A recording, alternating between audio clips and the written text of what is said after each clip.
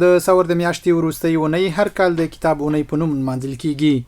د جلال آباد ښار یو ځوان حضرت ګل چې د اطلاعات او کلتور ریاست لخوا جوړ شوی عامه کتابتون ته د کتاب لوستنې په موخه راغلی د کتاب ارزښت په تړاو وایي.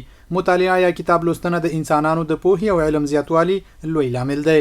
نو ټول ځوانان څخه مې غوښتنه ده چې تاسو چې مطالعه وکړئ، که هر اړوند کې تاسو هر مسلک اړوند یاست، هر رشته برخه کې خپل رشتې برخه کې تاسو مطالعه وکړئ. همدارنګه چې دی باید موږ او تاسو هغه کلتوري کتابونه، تاریخي کتابونه، دینی کتابونه دا مطالعه باید موږ ولرو. په هغه وخت کې راشو دغه کتابونو مطالعه وکړو، ځان ورڅخه خبر کړو. یو بل ځوان حمید الله بیا د کتاب ارزښت په تړاو وایي.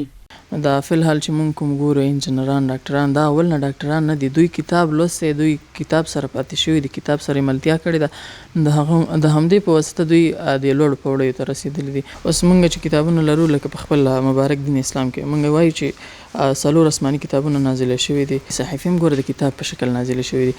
نو چې دغه د کتاب په شکل نازله شوي دي نو چې د نه قیاس کو نو کتاب ارزښت ډیر لوړ دی. جلال آباد ښار کې د اطلاعات او کلتور ریاست له لوري د راشول ولا په نوم عامه کتابتون مسؤل ضیاءالدین همت ملوی هر کال د ثور میاشتې وروستۍ اونۍ د کتاب اونۍ په نوم نمانځي ترڅو ځوانان مطالعې ته وهڅوي او دغه دود په ټولنه کې وغوړوي.